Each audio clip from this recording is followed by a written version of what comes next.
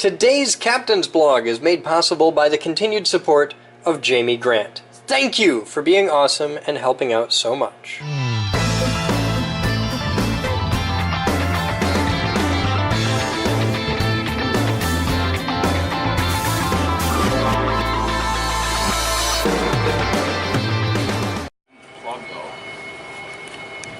Hi there guys, welcome to today's Captain's Blog. It's 12:28 hours on Wednesday, September 20, 2017, and they're doing stuff. Joey's helping me on the cabinet. He's making my holes. And this will be our PCC1.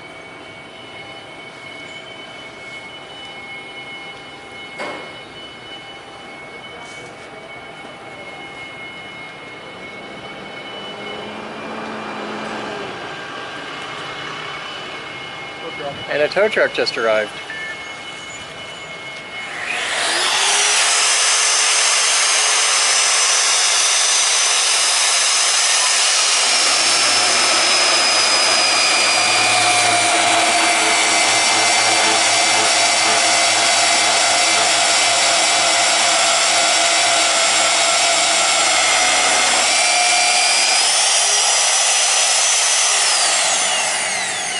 Joey got his sexy new annular cutters,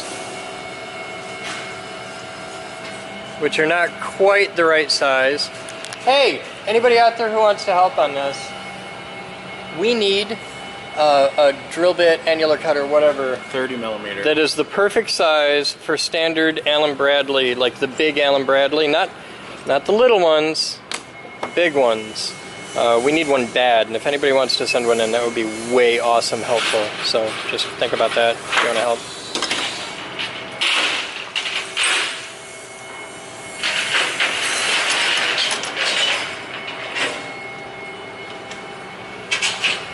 This is the brake job. I think it's cool that we progressed to a point where tow trucks come here and drop things off. Well, it's depending if my customer has towing or he has free towing, so. Okay. It's a danger ranger.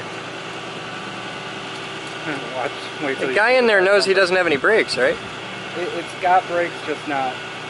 I wouldn't drive it across the town. I'm just saying, it's coming here specifically because it doesn't have brakes.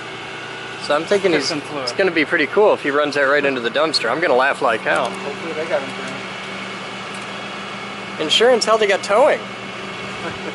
It's going to be fine.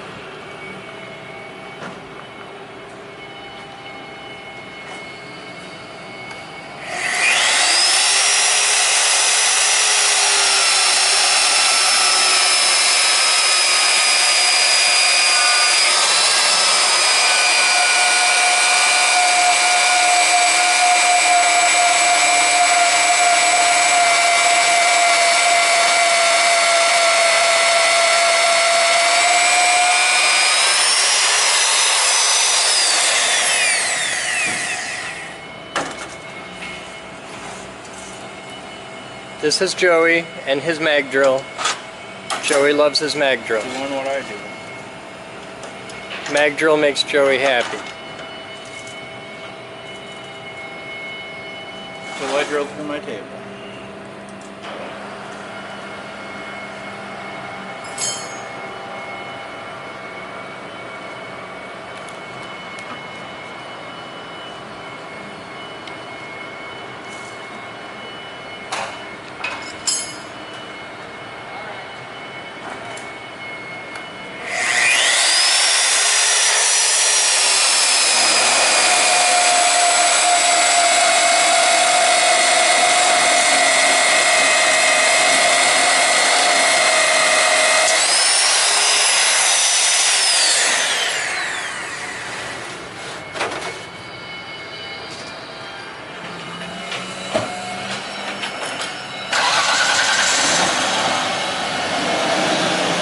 Wow, the tires are bald. I'm going to fix this bumper in the back. Why? They want me to fix it, but I don't know what exactly happened to it. Well, it's a drop bumper there. That might take a little doing. Just rolled into the shop.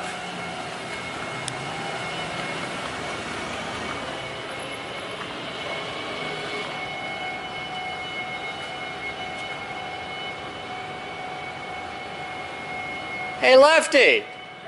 What the hell? What?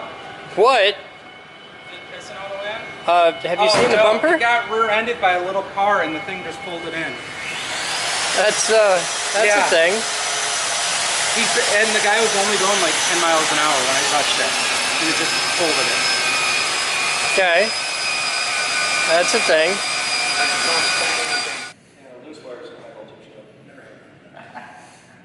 Alright, so where are we? You're in the high voltage lab, the giant remodeling area at the Heat Group, National Science Institute. We have, over there's the new coil miner that's almost done. That's actually already been put to use. These are the brand new Tesla coils. These are 2 weeks old.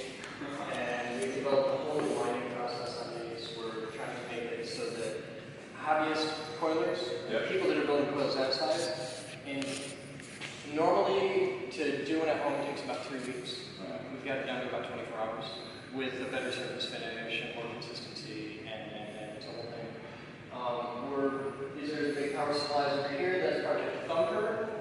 And just so if I remember that. Yeah, there's a couple videos on that out there. You can actually get to try that today. You're here, you get to push the big red button. Awesome. But the big thing here right now at the moment is I'm painting because we have high voltage shut down.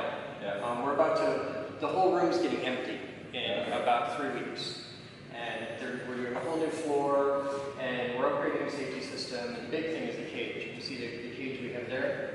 That was great up until now. Now we're making lightning so big in here, the cage isn't enough. So we're doing a cage that goes all the way up and over and down. This whole room will be a cage.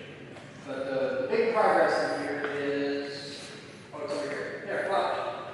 This coil is brand new, but it's wound using the old technique, so feel it.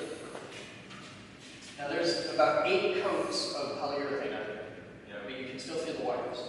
So electrically it's good, but to move this around for transport, for abrasion and impact resistance, it's not really good. Come feel this.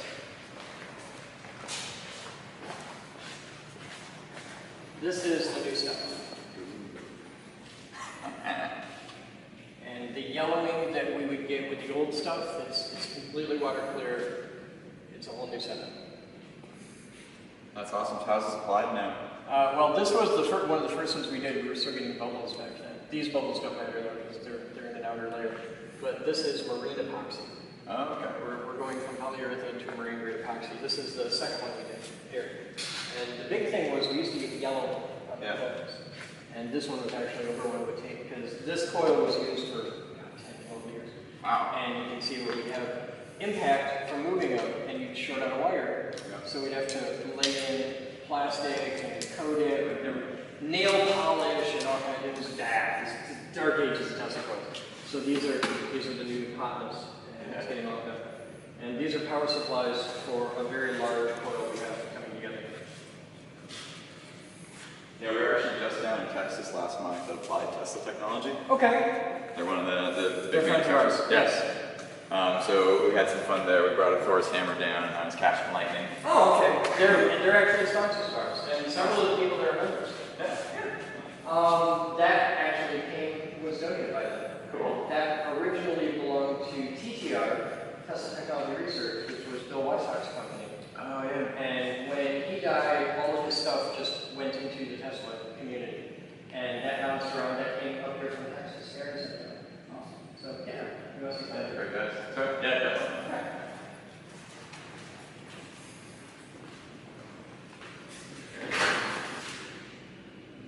We'll grab a nice test sample.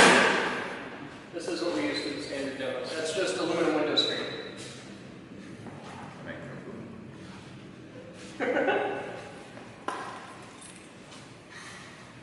So here's our camera setup for it.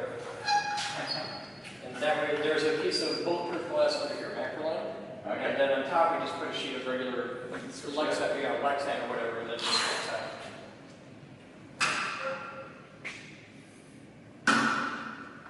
Just lock this down.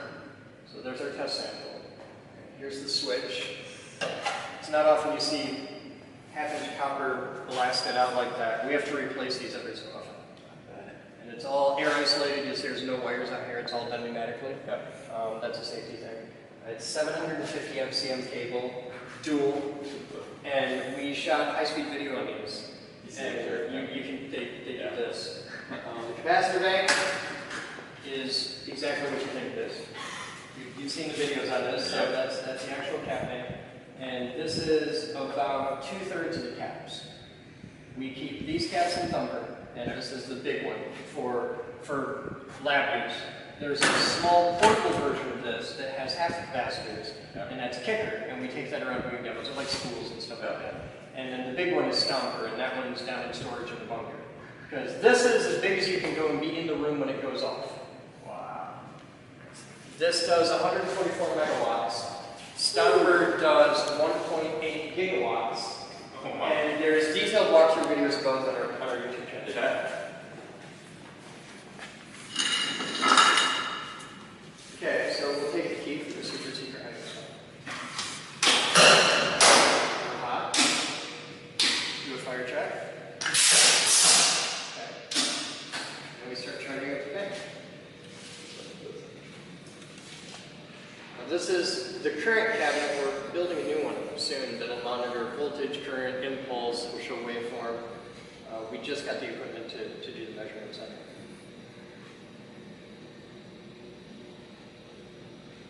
Are those lights getting brighter or Dimmer. Dimmer. That's current limiting. So in the event of an emergency or something, we can dump the charge from the array into those bulbs. And during charging, the bulbs act as current limiting. What wattage of bulbs? 250 each, I think. 1400 volts. Charging. 1500.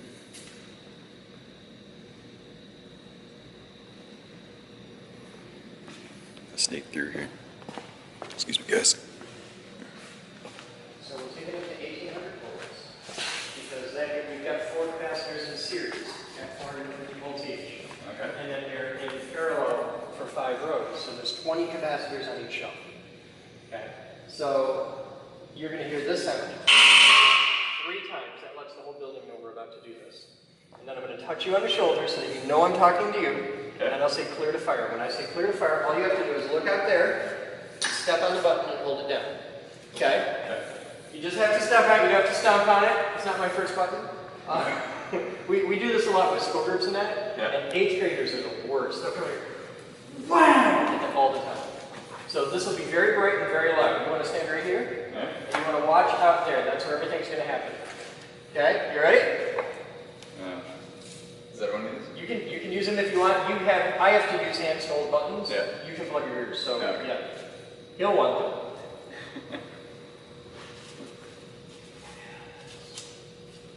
There you go, cameraman.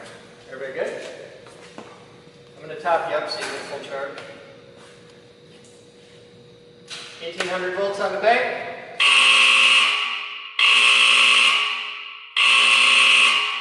Clear to fire. Is it? Yeah, go ahead.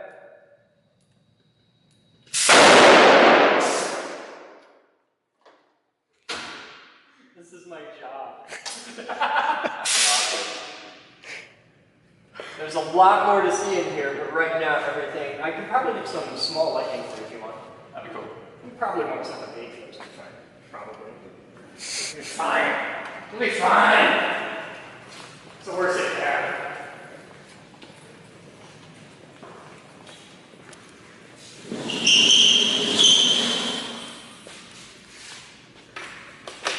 I got it. And this over about here.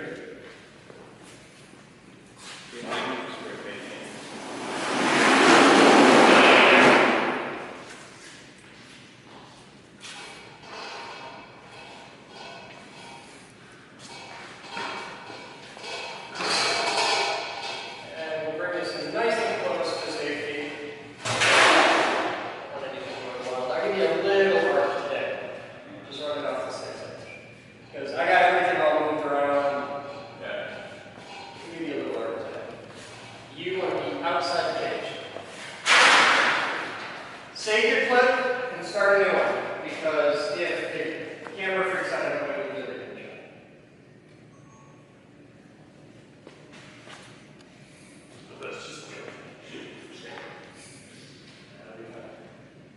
a couple lights?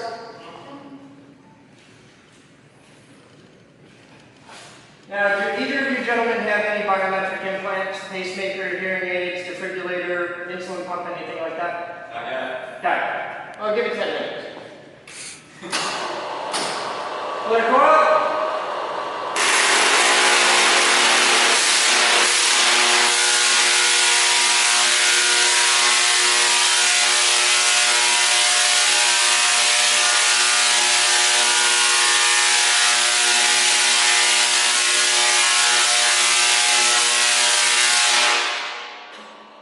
System safe.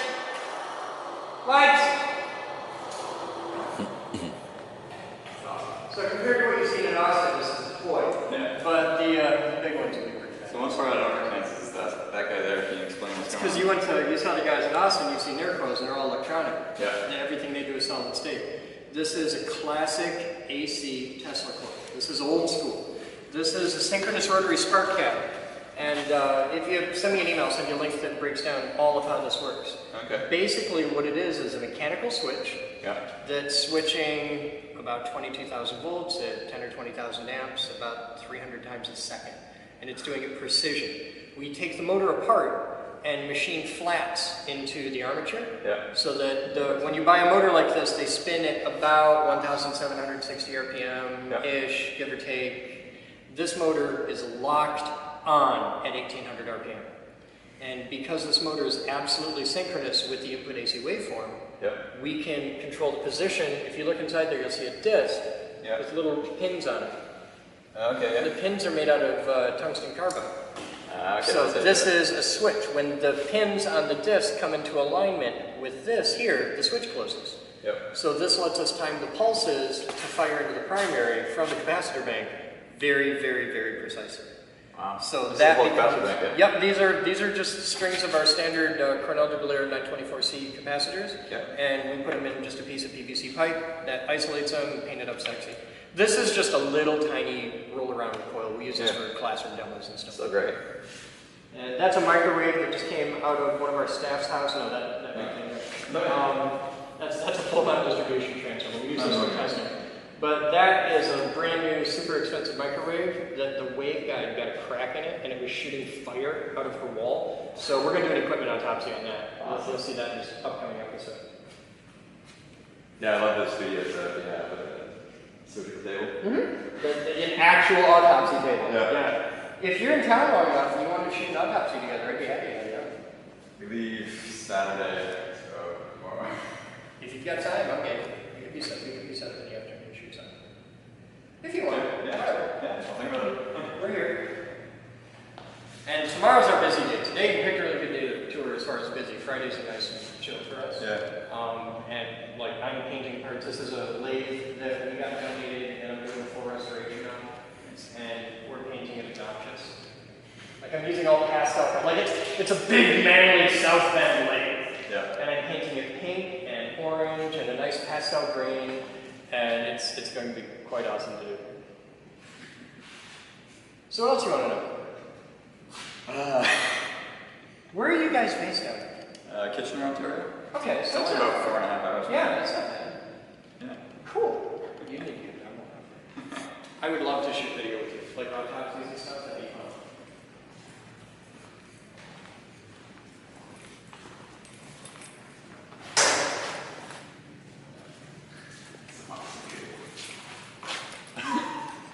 Yeah, most people don't see cable that big.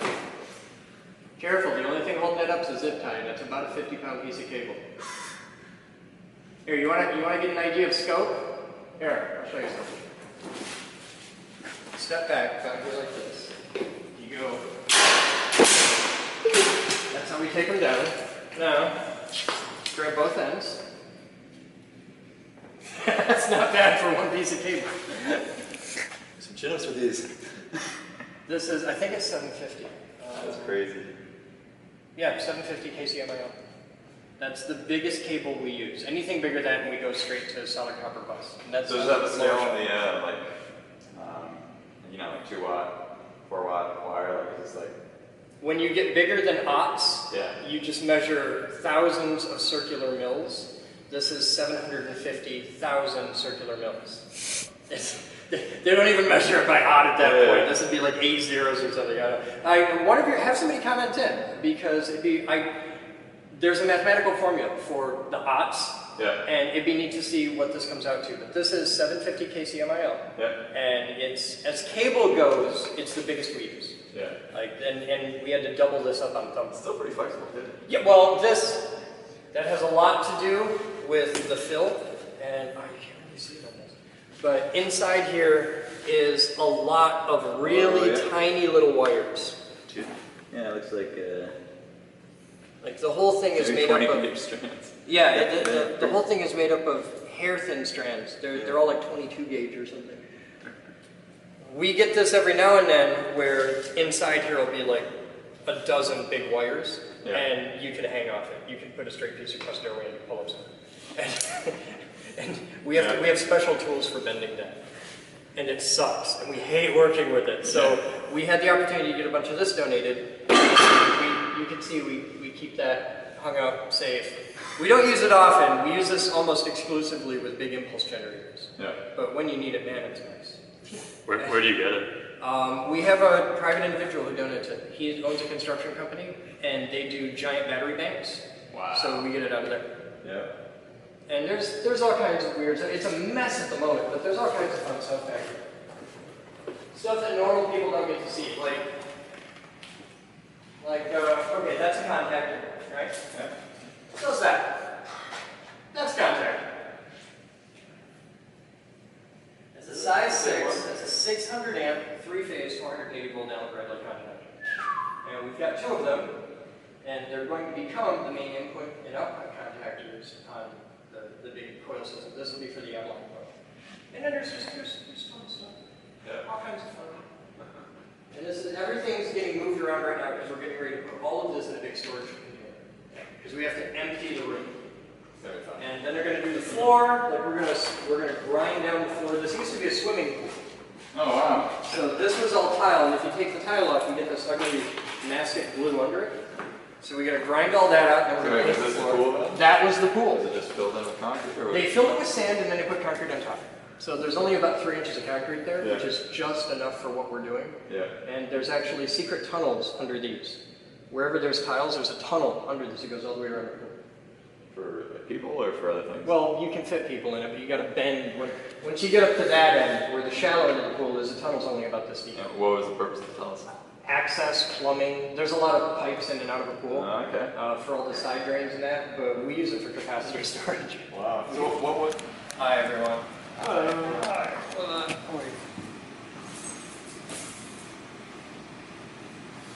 It's like getting talked to by my mother. It's like getting talked to by your mother. Who's, for the record, mine just sets houses on fire, yours crushes egos. Yeah, yours is dead.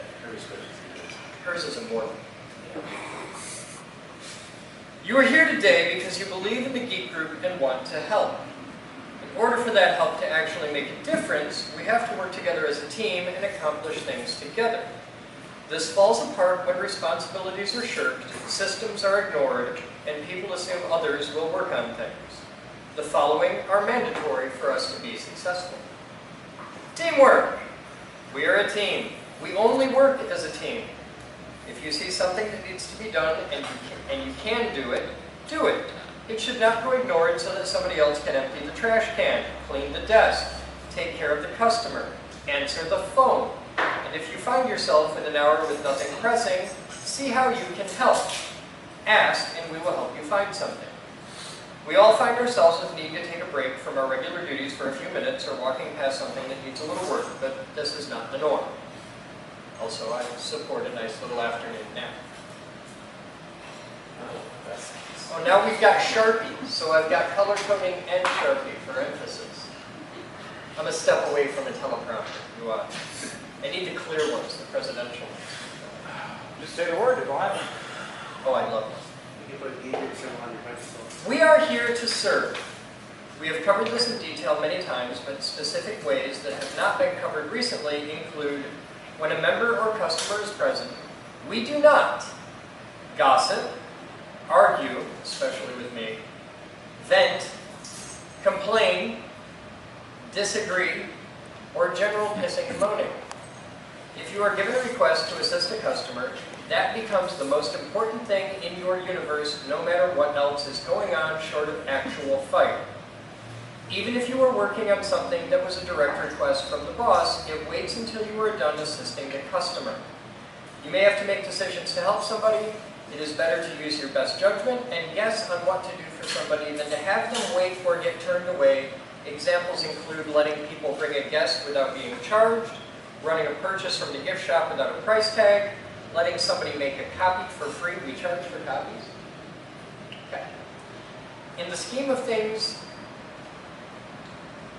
these types of things are all minor, and it is better to use your judgment. If you ultimately made the wrong call on it and are asked on it later, defend your decision. Simply, nobody else was around and I had to do the best I could is the right answer. The reason why I would put any of you in a position of customer service or responsibility is because I do fundamentally trust your judgment. Otherwise, I wouldn't let you do that. Professionalism. Can I just light the page on fire for this? Because after. Yeah, is it professional to do so, though? If we look like we have no idea what we're doing, it's going to make it harder to convince people that they should use our services. This has been a fucking huge problem. You can tell when I go off book. With the majority shrugging off the obligations and putting them on the minority, things I need improvement are cleanliness. That's where I set the podium on fire. You have all been working on personal appearance, which is good. However, other areas need work as well. Reception and checkout. The front counter needs to be clean.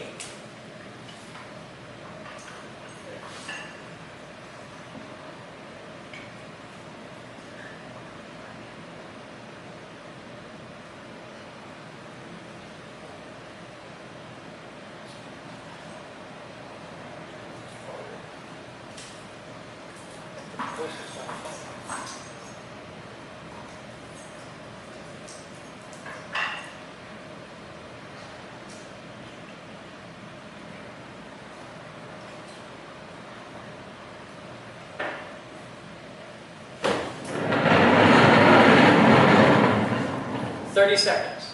Took me 30 fucking seconds. And this is what I got on the front counter. I got, that's my cup. Drink. I've got a Addy. I've got a receipt of 3-dot asterisk over. I don't even know what the fuck's going on there. I have napkins. I have Something Boden. that's being held by someone. Yeah. Which needs to stay at the front desk and that person shows up. I have a No, battery. say that so that the other I have person a else pin vise and a small drill. You're piercing yours again at the desk? Because we can charge for that.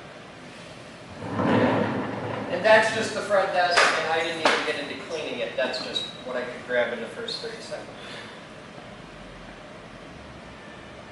This has been brought up before, but seems to be ignored. This is our very first impression, and if it looks like shit, it turns people off. We should not have to ask people to clean it ever. Really, that is not something I should ever have to ask anybody to do.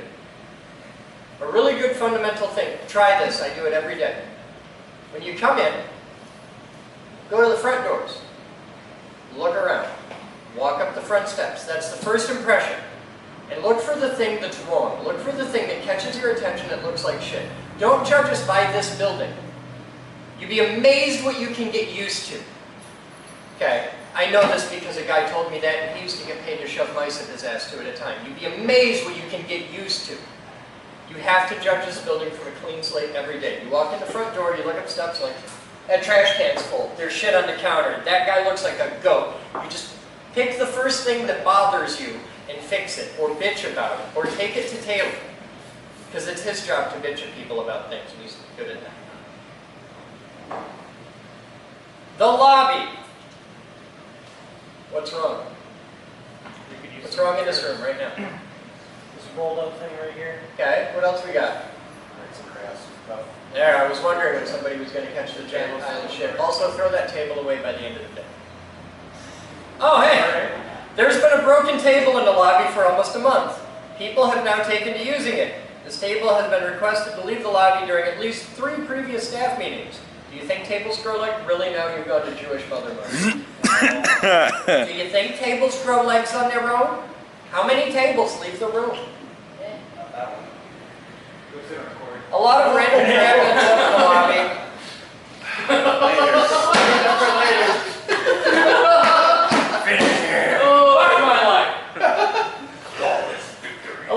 A lot of random crap ends up in the lobby. Projects happen here and the remnants never leave. It should not be up to a specific individual to take care of it, especially when the mess is made by non-staff members. Yes, members need to clean up after themselves, but if they don't, we don't just let it sit there. However, you are all encouraged to harass members to clean up after themselves. Push the chairs in, for God's sake. Yeah, I know, right? As an organization, we often manufacture things. This involves many areas: the CNC machines, the wood shop, paint booth, print shop, 3D printing, sublimation areas, and sometimes into the lobby. It is imperative that after we are done manufacturing, we clean up after ourselves, leaving debris from manufacturing on machines that members can use shows them that we don't have to clean up either. It also leaves a clutter that can be a significant turnoff to new members and looks unsafe. Frequently, items end up in the gift shop en route to other places or while cleaning. If you walk into the gift shop and see something that is not for sale, especially if it's trash, put the fucking thing where it goes. We look like a joke if we don't have that area decently organized. Trash cans.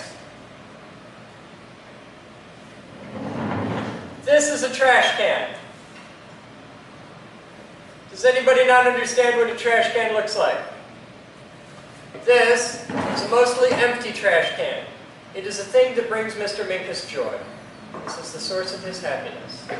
Mr. Minkus comes here on a regular basis to empty all the trash and do all that jazz. I deeply appreciate that which he does around here. However, he's one guy. He should, realistically, when he comes here, never see one of these more than half full. If you see a trash can, and it is full, empty it. Don't wait for somebody to tell you, empty the trash can. Be the guy.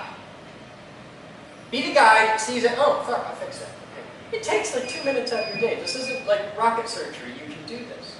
It is not your job. If you're in this building, it's your job. It is everybody's job. And it doesn't matter if it's the president of the company, or Moose, or Joey, or anybody, it's your job. We work here. We make trash. We're goats. We take the trash out. Everybody does this. Nobody is exempt. Be the first person to walk by the trash can and empty it. This isn't hard. A full smelly trash can is the single biggest gross out factor for members, potential members, and customers. We do not currently have one individual in charge of paperwork, and we are not going to have that for a while. The last one, we made her do so much paperwork that her shoulder exploded and she's been in surgery since. It is up to us in order to make that happen as a team. SOPs. All administration activities have SOPs, and nearly universally, people are not following them. You have no excuse. They are written out in the workplace, and if you search for the term at hand, you can easily find them. If you can't, get a grown-up and we will help you.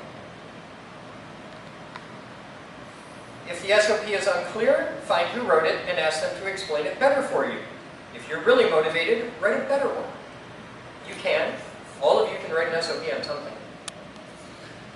If you wrote the SOP and people are not following it, find out who did it incorrectly and explain it to them so that they can understand. Maybe you can edit it. Okay?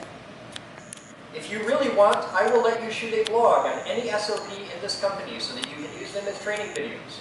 Because some of you have particularly fussy, perfect, well thought out ways of doing things like member cards or new member applications. Because you've done this a billion times, and you have a system, and you know what works, and you know what doesn't, and the SOP does not handle the intricacies of that well. If you want to make a training video, I will do this with you. I'll edit it, I'll do all the work. You just stand there, teach them how to do a thing, I will make the time. ID cards. I'm having a stroke. Having a microscope. ID cards must, will be manufactured for members within 1 business day of them signing up. If a member signs up on Monday, by end of business on Tuesday, their card should be in an envelope waiting for the mail. If they sign up Saturday, end of business Monday, their card should be in the mail. Does anybody not understand that? This really has to happen. I had a 12-year-old girl come in yesterday who's been waiting for her card for 3 weeks. I had all kinds of opinions. We're going to need people on that then. I cannot do that. That's cool. Train them. Take him. Train him. I Smart. am trained, yeah. See, he's getting He's trained. only He's here on a it. couple days a You week. got him. You got him. How many members can we sign up in a typical week? It depends. Give me a number. How many members in a typical week do we sign up? Like 15 to 25. Okay, 15 to 25. That's about right. People. People. Okay, individual peoples, not memberships. People. 15 to 25 people a week. Okay. I think it's closer to 10, but I'll go with 20. Okay. How long does it take to make a member card? Depends. How long does it take to make a member card?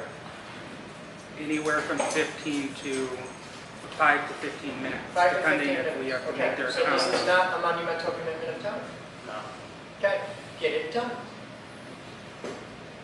I spend more of the time than that, like answering phone calls from people I don't actually talk to. It's a big deal. Membership cards are a really big deal. That's their little, I'm one of them, I'm with them. It's a tangible thing. The card is a huge thing for retention. Because they get that in the mail, they come in, they do their thing, okay? If they don't get that card, they don't come back. What's worse is if they sign up and they get their card and it's late. Yeah, that's really bad. Where am I? We have SOPs in place for filling out the new member packet, filling out the ID card form, taking their picture. We need an SOP for taking Yes. Okay. Okay.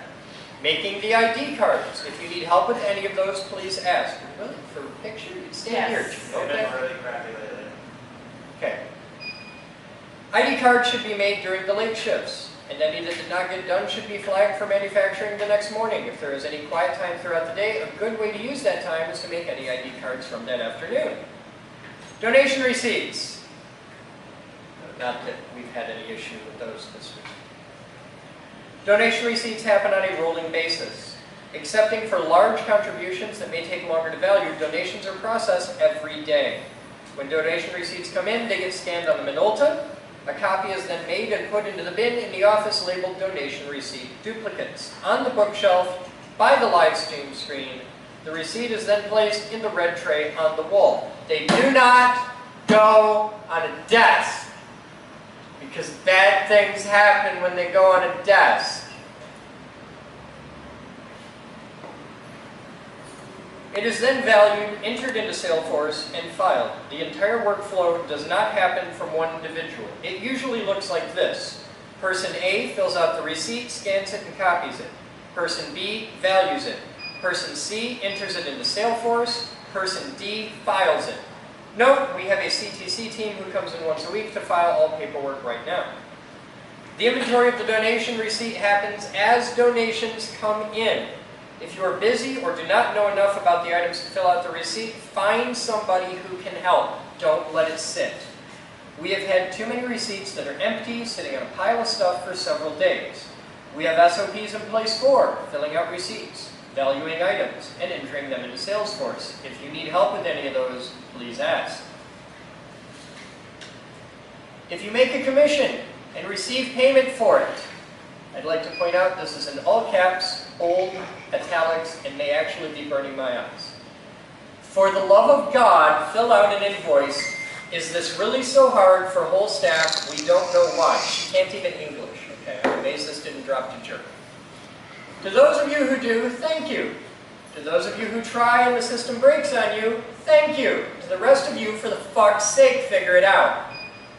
I'm going to make an addendum to this, because I know how to fix this one problem. The other ones, I just have to yell at people and occasionally set things to stun. Here's how it's going to work. The only people who are filling out invoices are doing so because those are the people that get paid for things. All of you could be getting paid for things if you want, figure it out. But if you don't fill out the invoice, you will not get paid until the invoice is filled out. Got a problem with that?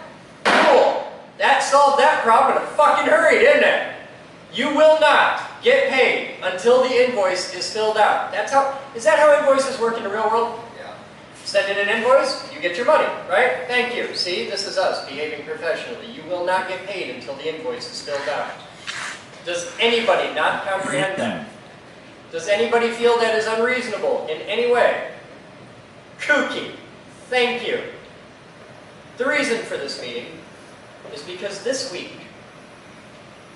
not in ancient times past, we have in the past had substantial difficulties with donation receipts because somebody gives you something, they want a receipt for that. Their accountant wants a receipt for that. People give us things that are valued in thousands and thousands of dollars. A couple weeks ago, we had a live truck donated. This is a big fucking deal. Big, big, hairy fucking deal from an awesome sponsor who happens to love us, thank God, and who I happen to love dearly, and they give us all kinds of cool stuff, and we work with them, and they have done huge things for this company. We filled out the receipt. On time, everything was done by the book, it was done right. And we Apollo 11'd the shit out of that. Because Batman did his part. He got it all filled out, he took his time, did everything right. And then he came and copied it. Batman didn't realize was the copy machine had been installed the day before and hadn't actually been set up on the system yet, so the digital copy didn't exist. That's okay though, because we have the paper copy, because redundancy, because we're engineers. So that's okay. He put it on Lefty's desk. Has anybody seen Lefty's desk? Yeah, it's like that. At which point, it's in space-time somewhere. I don't even know what the fuck happened. It hit the desk and it's gone. What I know is that for the past 24 hours, there's been an open $20 reward complete with a side of Haagen-Dazs for the first person who can find that, and nobody found it. And if I'm motivating a room full of fat people with ice cream, shit gets found. It didn't get found. Okay. It's gone. It's in the ether. So we managed to fuck up the digital and the analog, and because of that, the video team had to do CSI, zoom, and enhance shit, because now you understand why when we do big donations, the vlog camera's always rolling, because once in a while it really saves our ass. And yeah, the video zoom and enhance, and we were able to recover most of it, and through a massive effort from a couple gentlemen up in the front office, they pulled it together, and for that, thank you. That was an amazing job. I'm still pissed about it, but you had a really good save on that, and I'm impressed. Are there any questions? Now, can I add something on paper? Huh? What? Can I add something on paper? Yeah, but he had his hand up, so he gets to go first. Go. What was that about Apollo 11? 11 made it to the moon, 13 was the fuck up. Yeah. Fuck you! That's why I started. I am so young, I don't remember Apollo. So, Kimball. Alright, go. There's a little corner on every fucking form we have in this building that says staff use. I go through name badges. I have a stack of 30 because yes, I haven't had time to do them. And I can go and pull them right now where there's signatures on 3 people. Andrew, myself, and Taylor. That's it for name badges. Nobody else is fucking filling that out. And if I have a question because I can't read anybody's handwriting that we have as members, I can't find that. And it's all the paperwork. Everything that a member fills out has that. Please fucking fill it out. This company was started by geeks, lab rats, engineers, tinkerers. We are not people who do paperwork well. We never have been. This has been a thorn in our side since day one. We're all here because we have that thing we do. That's our turf. We do that. We tend not to deal with the administrative bullshit behind that. Which is great when you're a dozen guys on the north end of Kazoo in a shitty old building and customers aren't really a thing that happens. However, now, we have a lot of fucking members. We're over 500, right? Yes. We're over 550. We're over 550 members. Thanks to this gentleman right here. We're adding members like it's a fucking Olympic sport. This is awesome. The problem is the public sucks. The public is stupid. The public is largely a pain in the ass. So we have to deal with them. Because of this, infrastructure matters. There are now people in this company today. There are people who do not pick up a wrench. Okay? You ask him for a Robertson drive screwdriver, and he's going to look at you funny because he doesn't know what the fuck a Robertson drive is. That's You the can ask square his one, wife. just so you know. You can ask his wife. Canadian His thing. wife will know it. Okay. But Or his brother. we're at a point now where we have people in this building every day who don't pick up a tool, who have clean fingernails. This exists. Okay. I know, right? What gloves are for, man? We need to support these people because, like it or not, believe it or not, there's a group of people in that room whose entire job is to make our lives work, to make the incredible, awesome shit that we do possible. And shit doesn't work without them. We need the administrative staff. They're the people that give you paychecks. That's how this is going to happen. The funny-looking guy in the bow tie and the angry woman with the cotton candy hair. Rainbow Bright, yeah, you need the socks. You can wear Rainbow Bright stockings and pull that up, and ain't nobody gonna fuck with you with that. Just saying. I wanna see the first guy that does. Okay. We have gotten better to the point, we have developed customer service to the point where the public, to give you an idea of the levels of stupid the public is, I have had the public come in here, meet me one time, and find me so offensive to their delicate snowflaketitude that they went and felt compelled to file a Better Business Bureau complaint against me. And the asshole comes back to volunteer, and if that ain't customer service, I don't know what is. Okay. He's been here for months and he's a happy guy, and he's much more of a human being now, see? Are you or are you not a better functional human being for having signed on here and learned, you're developing people skills, you're learning stuff, you're a better person. For college. Yeah, see? Also, anybody who's interested, you can shave his back for a nickel. Just so you know. I'm not that married. You don't ever see that. Not now. Any other questions? Good. Thank you. Can we please try and fuck up less because this is a group effort? Yeah. Okay. What? This is not a question. I just want to add to the cleanliness of the office area. I notice, because I'm only here twice a week, but I'm still here, shit does collect on all of the desks, and it is frustrating for me to come in to try to do whatever I do, and maybe it's just more and more random stuff. That's not my fault for being there. You're aware that nobody in this room is actually sure what it is that you do. We know it's very important, but nobody really knows what it is. I think Outreach, evaluation stuff. Cool. I do. what he's saying is if it's not your space, your shit doesn't belong there. Amen. But everybody in this room has something that I can bitch about as far as cleanliness. Even you, pop cans. Yeah. Everybody's got something. We can all do better. Right now, all the guys sitting over here is like, damn, you took a swing at Liz. So yeah, I'll do it. Like an adult, I said yes. Yeah, see, we've all got something. I got a pile of shit at the top of the stairs, but needing to go into my space for a week. Some stuff that's in there for months. We can all do better. Fuck you, Batman. We've chose banana for years. Are there any questions? Good. Fuck off. Do better. Move this table. Break it. Batman, make it! Today's Captain's Blog is made possible by the continued support of Jamie Grant. Thank you for being awesome and helping out so much.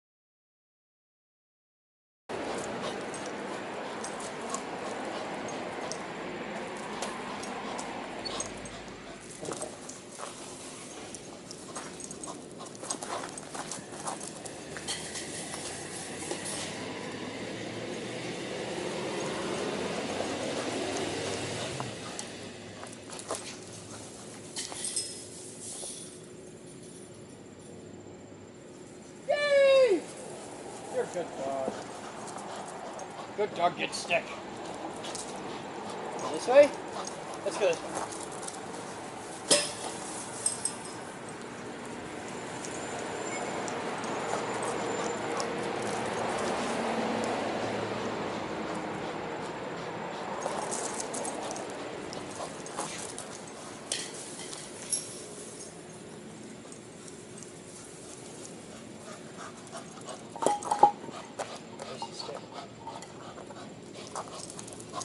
There you go.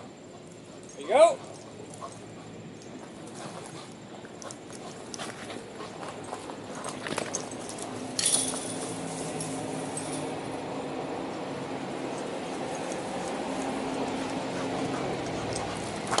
Oh, shit. Oh, that's epic. Come here, are you okay? Come here, puppy. Come here. Can I make sure your face is okay? Because if someone hit me in the face with a stick, I'd be a little upset. Come here. No, you couldn't. Bitches love sticks. Hi.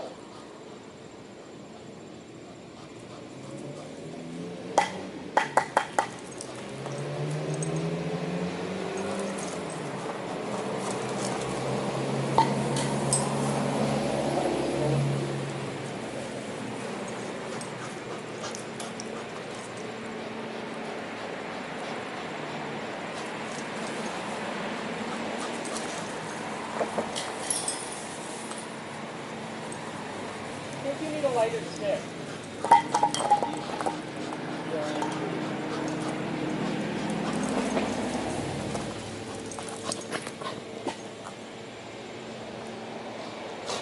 It's too easy.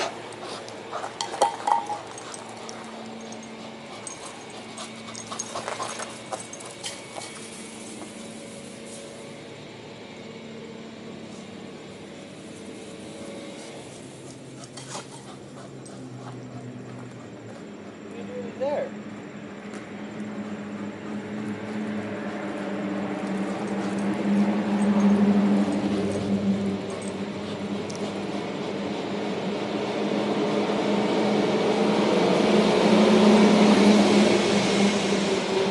You have dirt on your tongue.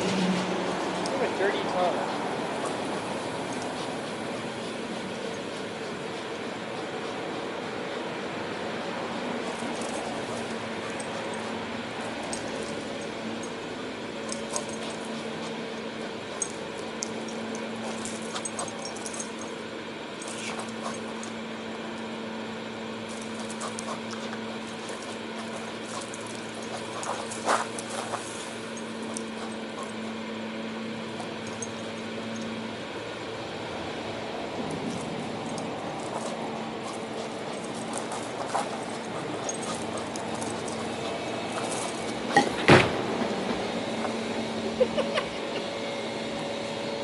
Yay!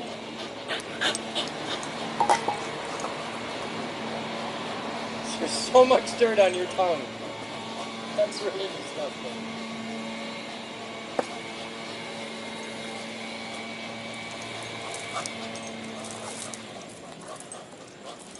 You think you're smart, don't you, kid?